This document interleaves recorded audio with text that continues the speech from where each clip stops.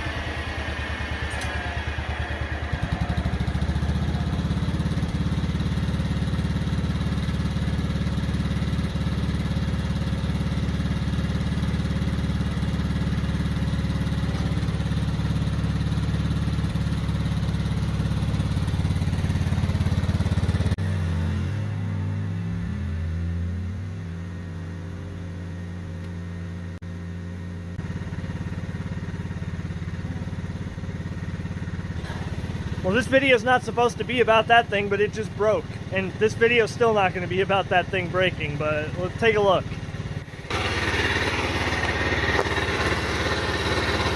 Forward pedal.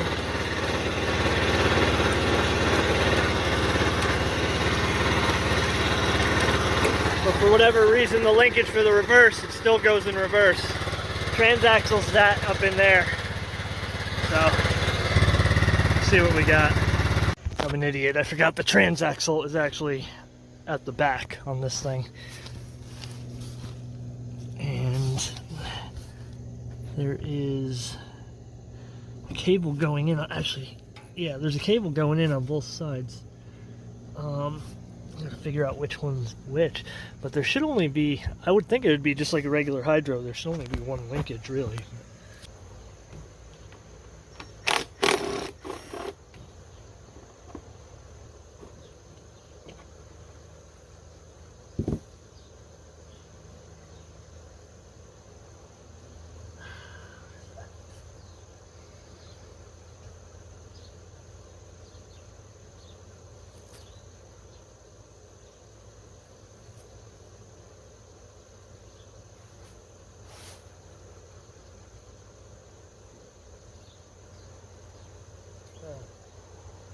Is your problem?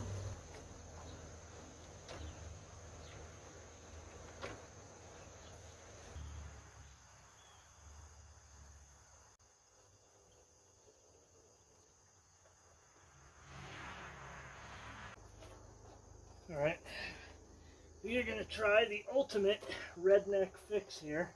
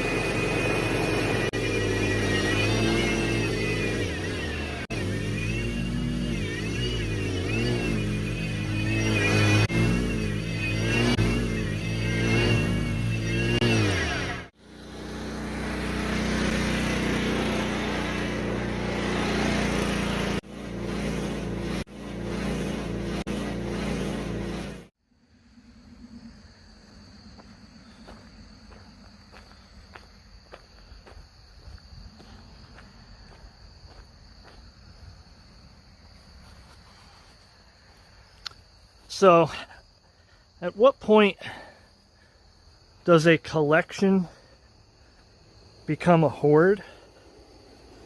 And at what point does a yard become a junkyard?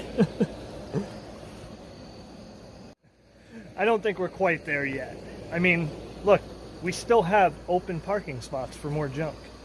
Granted, some of that junk's sitting over this way. But I got a free mud mower from a friend of mine who, you know, actually we go way back with the mud mower, so-called mud mowers. We never really called them mud mowers, I don't think. Maybe we called them off-road mowers. I always just called mine the hot rod tractor. But we have this one here, and got to see if it runs and drives. I mean, the last time he ran it was probably a couple of years ago, maybe. I don't know. It might have been sooner than that, but... So let's pull that thing out of there where it's a little bit easier to work on, and I'm just going to pretty much put a battery in it and some fuel and see if it runs. It's all there. It should basically run and drive.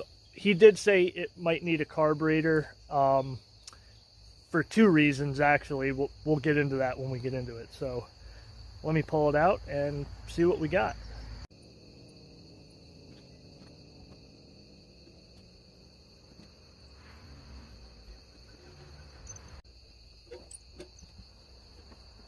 All right, so what do we have here? Well, we have an AYP Craftsman chassis, which is exactly the same as the hot rod tractor, at least what that started out as. And it is, in my opinion, the best chassis to work with. So that would have been like a Craftsman LT2000, LT1000, basically the lighter duty lawn tractors. The one that we're working on currently was a heavier duty garden tractor. That was actually a GT5000, a totally different chassis and different transaxle. This is probably the most basic setup that you could pretty much do. There's really nothing special about this machine. I don't even think he did any real chassis reinforcements. I mean, on mine, I did add some cross members. Of course, mine is now way beyond stock. I mean, I've extended it quite a bit and done a bunch more to it. But fundamentally, the chassis on this is really just 100% stock. I mean, obviously, everything down to the steering, the dash, and the wheelbase, I believe, yeah, that's just the stock wheelbase, the axle pivots, everything is basically stock. He added that bumper. He added the, well, you know what, at one point it actually had some plastic fenders, but those, as you can see, have broken away. I think they deteriorated in the sun and became brittle. It has larger front tires. So, you know, speaking strictly on what actually makes this a so-called mud mower is really just the tires and the fact that it's geared to go faster and has no governor. Like, that's literally the three fundamental things, and a throttle pedal. So get rid of the governor, put a throttle pedal on it, put big tires on it, and pulley it to go faster, and that is the fundamental basics of a mud mower.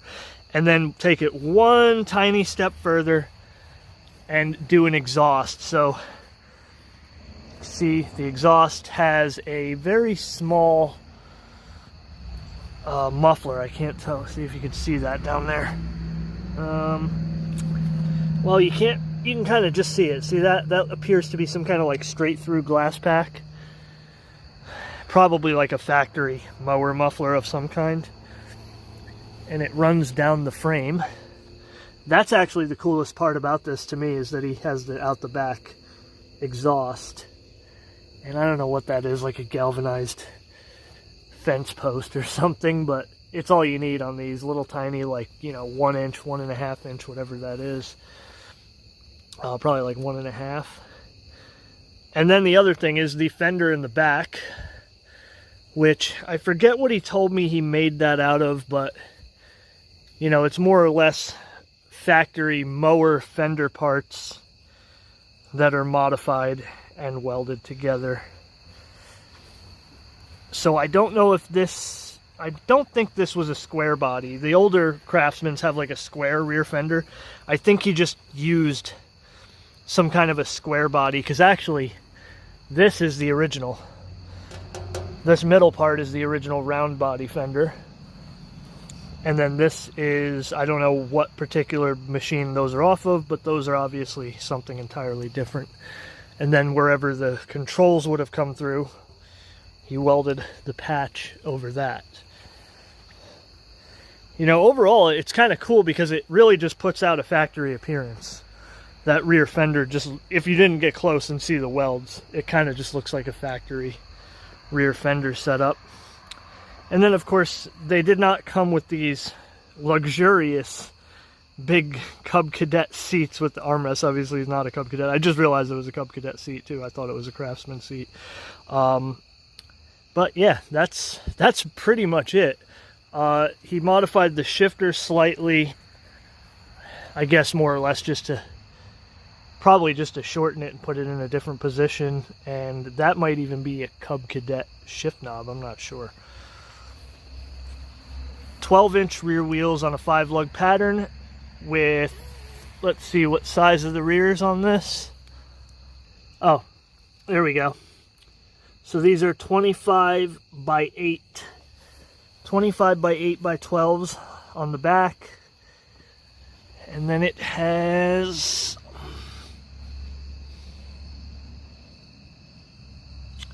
18 850 by 8 in the front. And those are the bearing, I think those are the bearing style wheels. They have bearings in them. Those are, you know, on certain particular mowers have those 8-inch bearinged wheels in the front. What else can we find that's interesting and different? Well, I mean, obviously it has a single-cylinder engine, which everything that I have so far either has a V-twin or an opposed twin. Now, this is actually a pretty good engine. This is a really cool engine. This is a Intek, single-cylinder Briggs and Stratton Intek. So it's basically the single-cylinder version of the V-twin Intek. They're not anything particularly special. I just think it's kind of cool because they are a pretty big single-cylinder engine, and they generally are rated at almost the same amount of power, and in some cases the same and more power than certain V-twins. So for basically my V-twin was originally rated at 18.5 horsepower, and these single-cylinder engines, these Intek singles, I think were rated up to 20, as high as 20. This might be somewhere in that neighborhood, like an 18 or 19 horsepower, I think. So this is a 31 cubic inch, I believe. If this valve cover is original, it will tell us. So that's a fun fact, by the way. If you didn't know, a Briggs and Stratton engine, typically your valve cover, the first 2 digits of the model number is going to be the cubic inch displacement of the engine. So 31 cubic inch, if that's the original valve cover, which I have no reason to believe it's not, because I do pretty sure I remember this being a 31 cube. Basically, my V-twin is a 40 cube, which is the smallest Intek V-twin, and that is the biggest Intek single cylinder. Oh, the gearbox. So this actually has the Peerless 820, which in this configuration, I believe it is a 6-speed. The 820, though, is the heavy-duty gearbox. They'll pretty much take anything. And that is... Oh, and I believe it has I think it has a crawler low. I'm not sure if it has the crawler gear, but these 820s, they'll typically have, or they were available with, a crawler first gear, like a super low first gear. So they don't have low range, high range like the garden tractor transmissions, although they're technically garden tractor transmissions. They came on machines that were considered garden tractors. They're just not like the H-pattern 3-speed. They're a more conventional style gearbox, more conventional style transaxle, like the Peerless MST206, but much heavier duty. Another thing I forgot to mention is the steering has all been done up properly on this. It has the good second generation Craftsman steering box that all my machines have, and it has Heim joints on the tie rod and the drag link. So throttle pedal, interestingly, this looks almost identical to the throttle pedal setup that my other friend's machine had on it. Like whatever he made it out of, I don't know, but oh wow, it's super short. Oh wait. That's not actually working. Look at that. Oh, it's got like a flexible style cable on it. It doesn't have a regular mower cable. But still, oh, there it goes.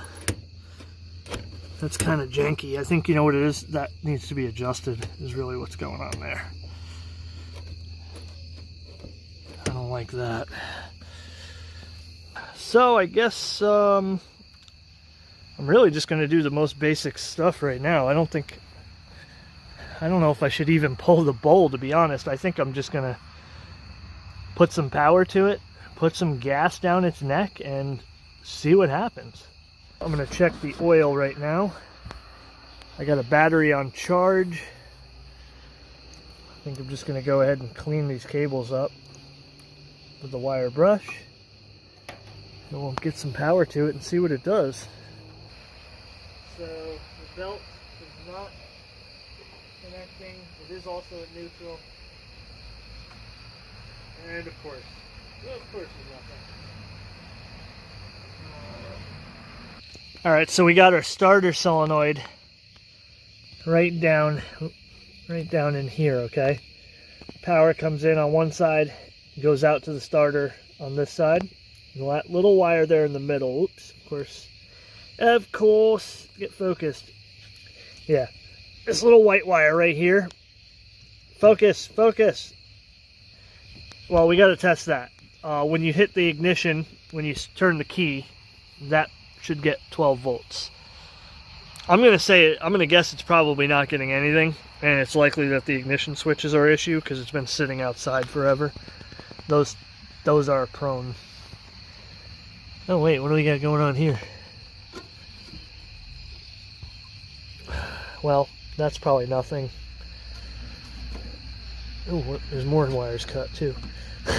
Everything that's kind of cut and funky is probably by design, by him modifying things, because of course this is all set up to run with no safety switches and everything like that. So let me test that wire for power, and if I have to, I'll just jump out the starter, but I'd really like to be able to turn the key.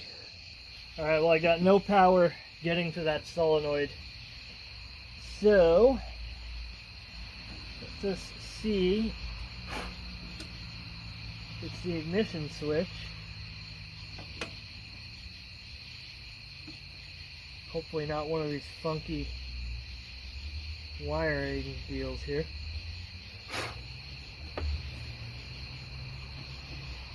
Hopefully this is the same setup, because some of these are different.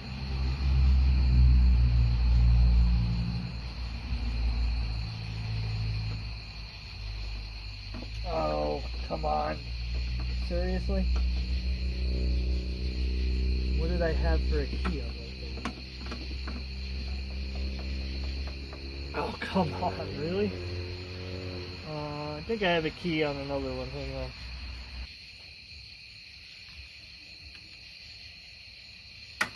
Hey, there we go. Well, that's halfway there. Now, what else are we missing here? Not getting power out of the solenoid. Let me see if I got power coming out of the solenoid. Obviously the solenoid is clicking.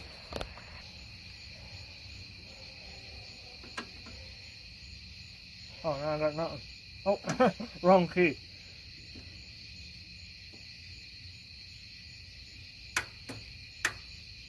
I got some power. For some reason there's only like 6 volts. There's only like 6 volts coming out of it. Could be that our battery is that shot.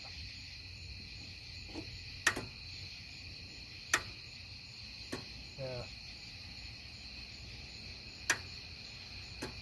Could also be our starter toast.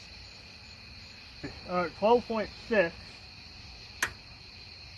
Okay, they're off to 7.2, so I think we just have a battery issue right now. We just need to hook the jump pack up to it. Huh.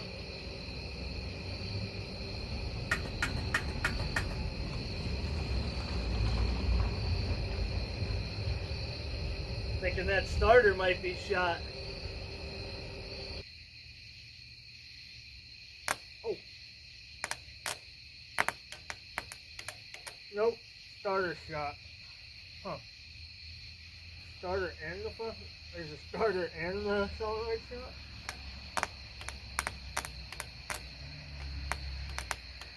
Ugh. Well, I'm gonna call that pretty definitive right there. Oh, you know what? It's jammed right up, isn't it? Ooh. That guy's locked up.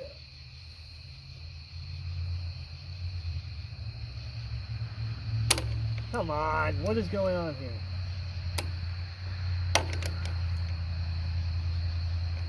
Thought I had a bigger pair of these. Guess not.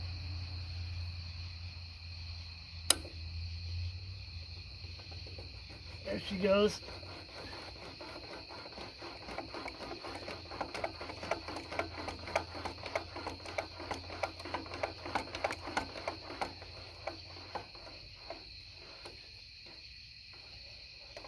That does not feel good.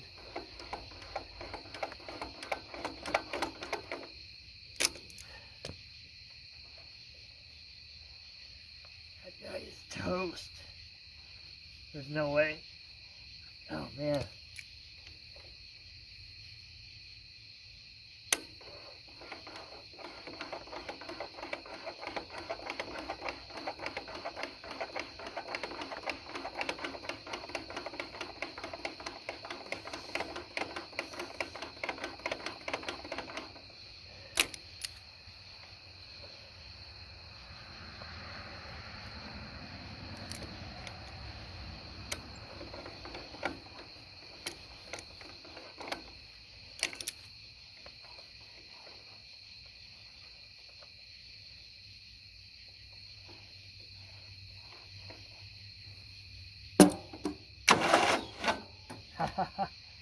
How do you like that?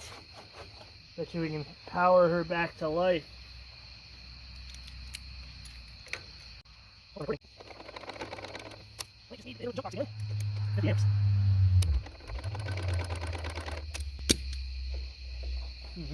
give her some real power. Hook her up to some real power.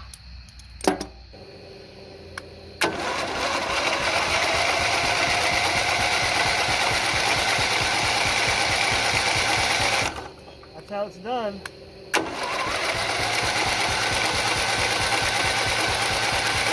Beautiful. You gotta start her again.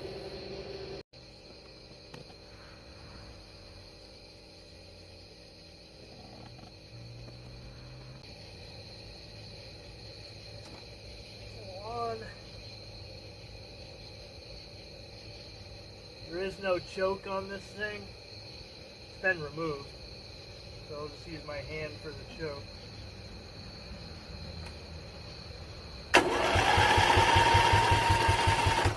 Well, that's weird. You got no suction. Oh, because there's a hole right there.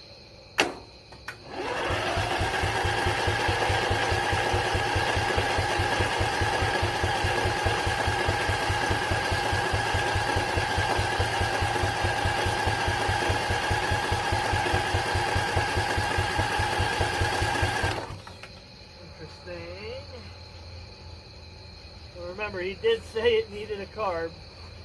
I figured it'd start up at least.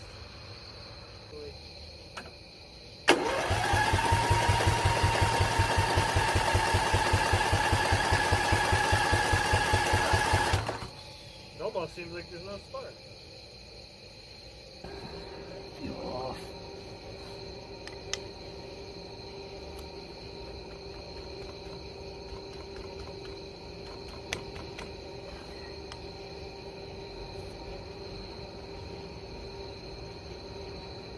Dry as a bone. Our needle's probably stuck.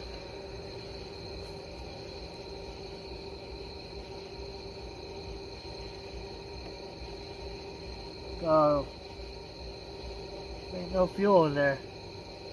Needle's got to be stuck. Hang on now.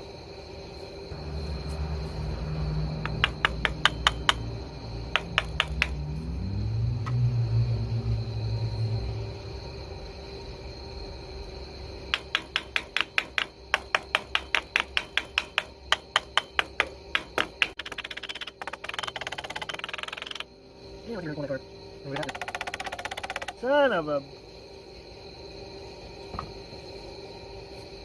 Let's see, do we actually have fuel coming out of our line?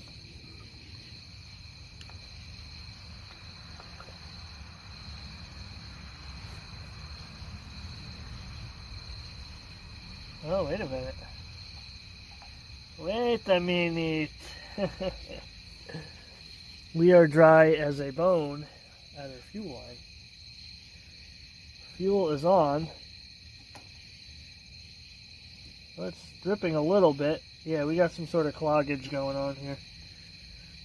Either the fuel filter or the tank.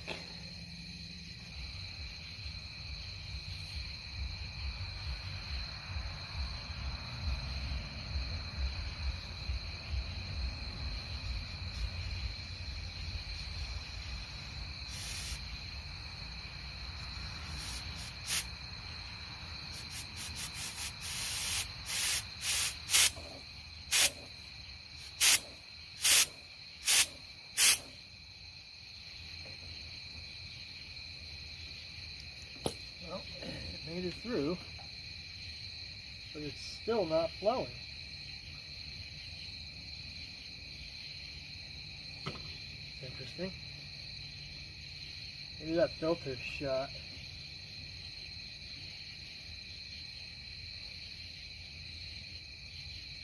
I'm thinking I'm going to give up until tomorrow. Because now it's reached a new level that I don't feel like dealing with right now.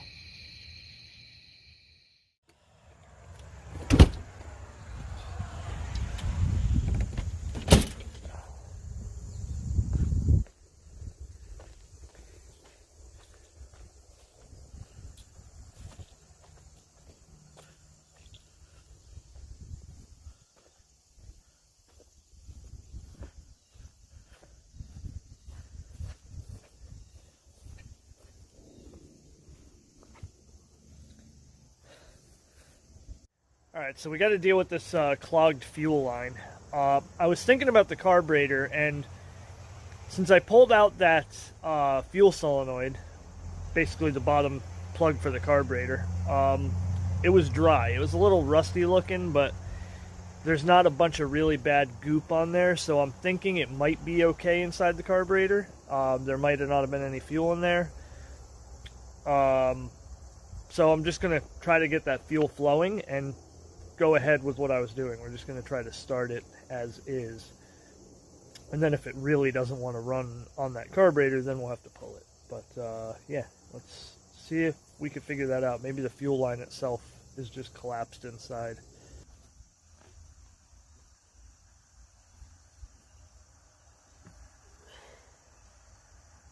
Oh yeah. Oh yeah, I can already see the problem. I think this line is deteriorated on the inside. Well, is that fuel or? Yeah, look, there's like nothing even coming out of that.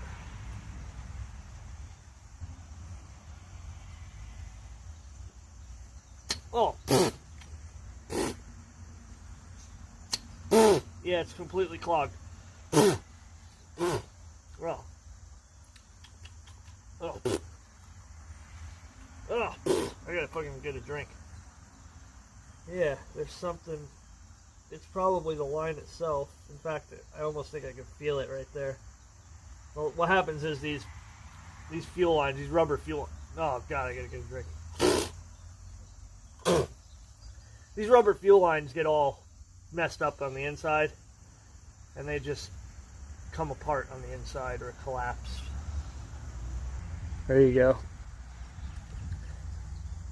See that?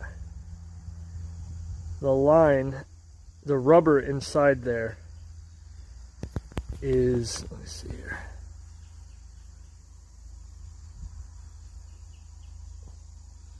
The rubber inside there is completely deteriorated and collapsed. Although this fuel filter is also the actual plastic of the fuel filter. Look at that.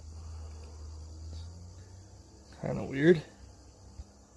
Alright, well I started getting it back together, and the other fuel shutoff solenoid was completely clogged, so I had this other one laying around that already had a piece of fuel line and a filter on it. And of course this this fuel shutoff valve leaks around the valve. That's common with these cheap fuel shutoffs. They'll end up leaking actually around there. So that's no good. Now I'm trying to find another one.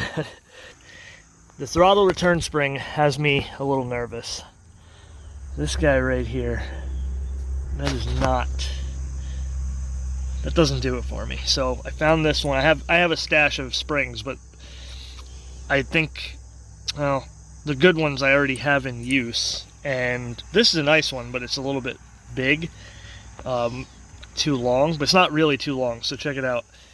Got it actually on there, and basically if we just pull that there, I'm just going to drill a little tiny hole right in the front of that cover, and it'll have just enough preload. Hopefully it won't be too stiff.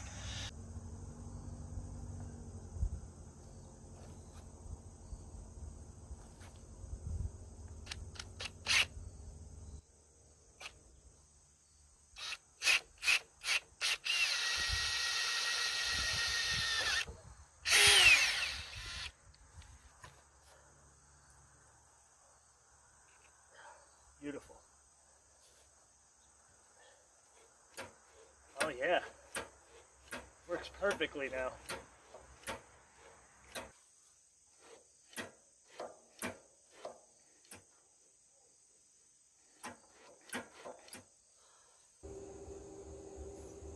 All right, here's to hoping that carburetor is actually gonna work. So let's see what she's got.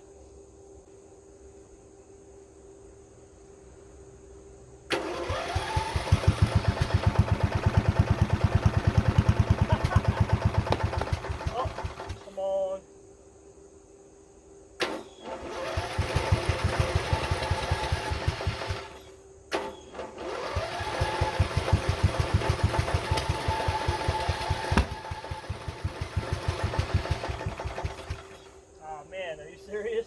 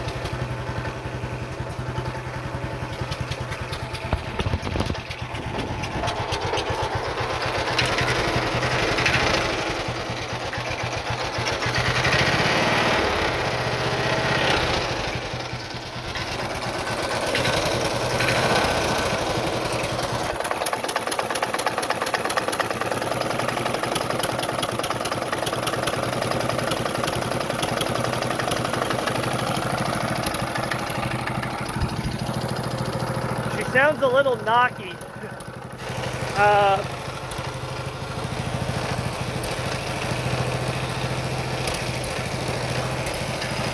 Definitely has an exhaust leak, I think, too. But yeah, it sounds a little knocky.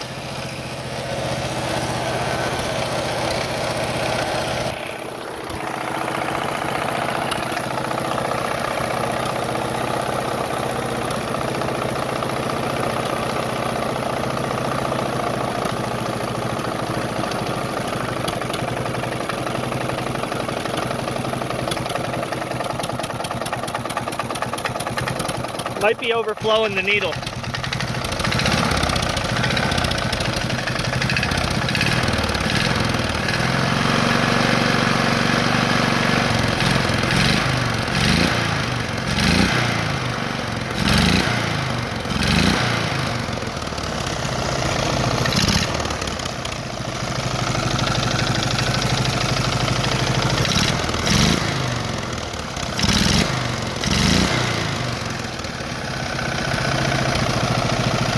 It actually runs really good.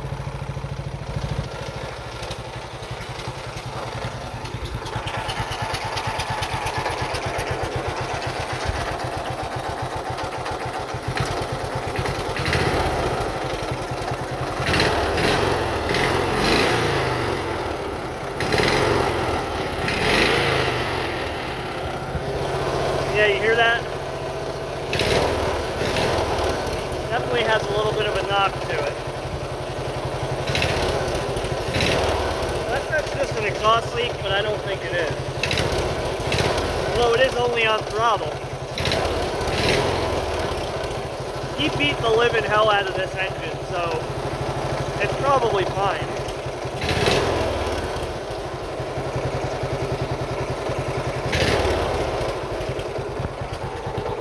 So I don't know if like he said he over drilled the jet on the carb, so it might just be running too rich and not want to idle.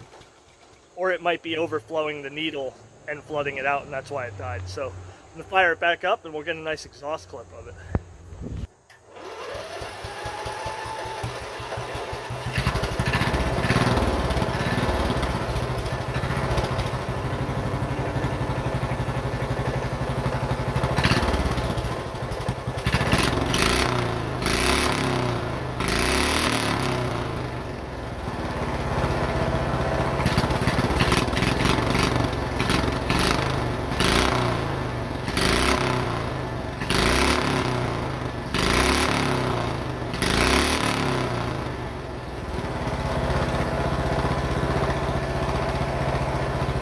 Well, it might have been that he told me it needed a new carb just for that reason. I can't remember. Just because it won't idle. I had a similar issue on my V-twin, although it's still as it is and it'll idle, but it'll kind of load up and run a little rich at idle if you have the idle turned down too much. But on that, there's no in between. It's either idling too high, or then if you get the idle just right, it'll last a couple seconds, as you heard, and then it seems like it just loads up and dies. I think that's what's happening, but man, it actually sounds really good for a single. Out the back like that, with that muffler is perfect, whatever muffler that is. It's got just the right amount of aggressive tone to it. And yeah, so now the next thing we're gonna do, so now we just need to get a ratchet strap our battery down and drive it. I mean, it should drive. There shouldn't be no reason why it doesn't drive. There shouldn't be no reason why it doesn't drive. There shouldn't be no reason why it doesn't drive.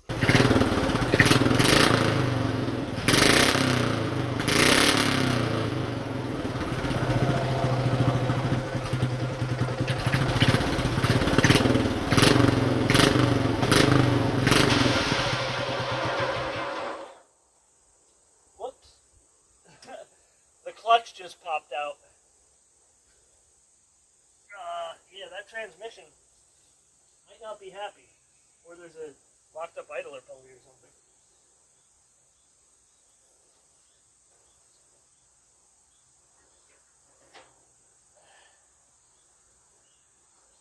Oh, the transmission turns over fine.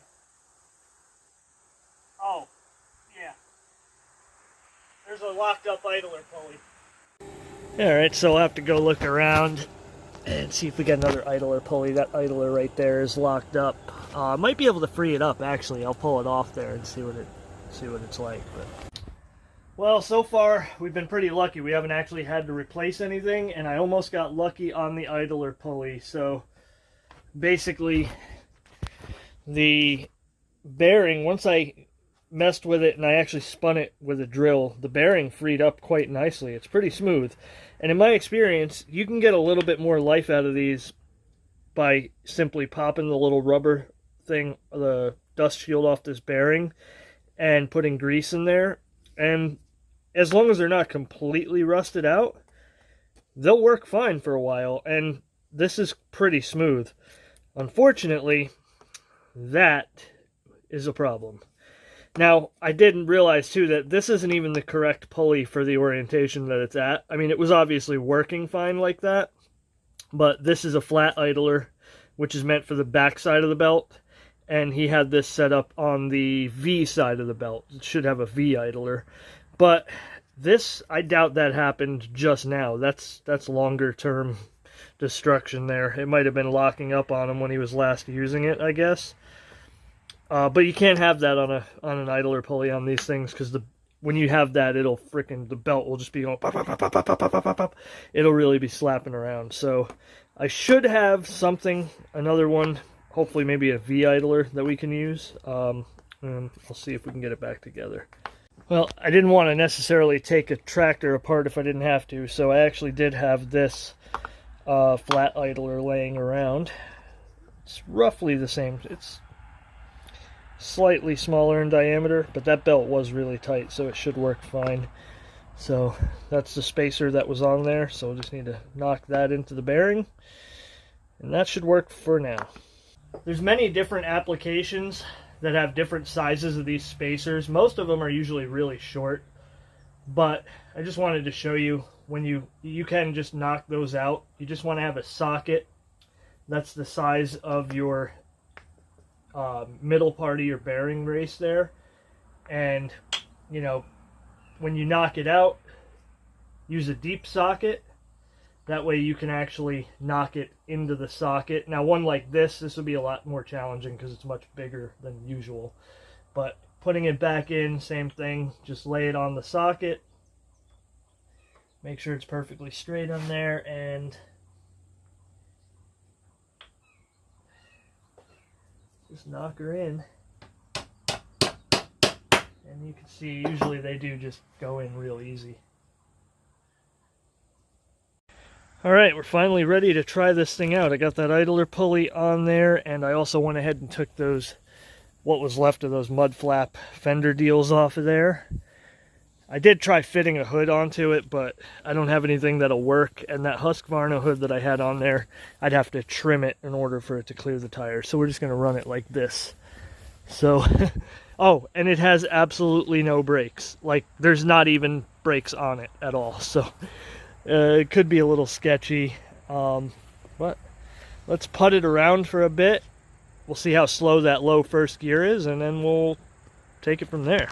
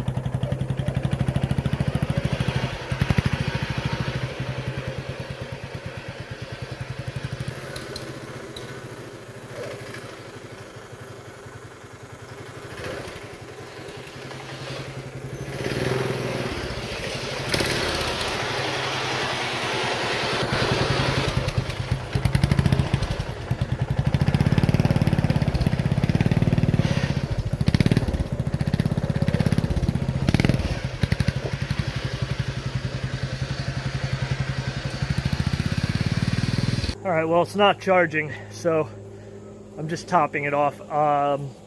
It does seem like it probably needs a valve adjustment too, especially when it's hot. It kind of fires up like and then it fires right up. So it seems like it's probably got some loose valves.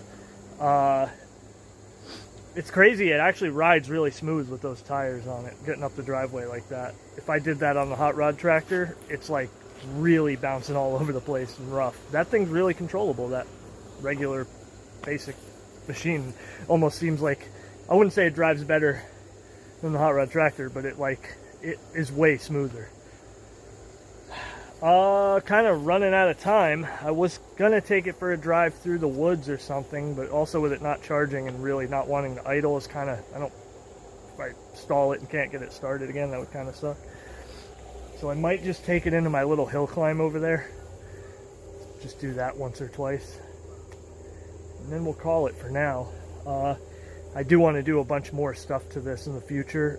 I might even just like literally cut it, all the pieces, and do something entirely different with the drivetrain. But that'll be another story. But yeah, let's play with it a little bit more and then we'll conclude this video.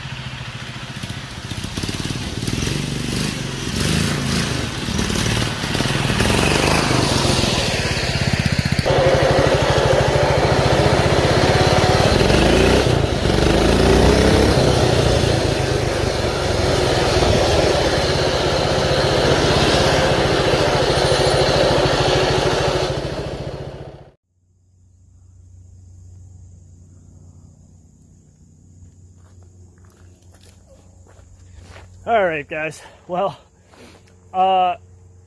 it just basically was about to run out of gas. I was going to need to top it off, and thing is, it's Sunday and there's other neighbors that live back there, so I didn't want to just keep going back and forth and making a bunch of noise. It's really not that loud. It's actually the engine, the exhaust is really not loud. It's the rest of the thing that's loud.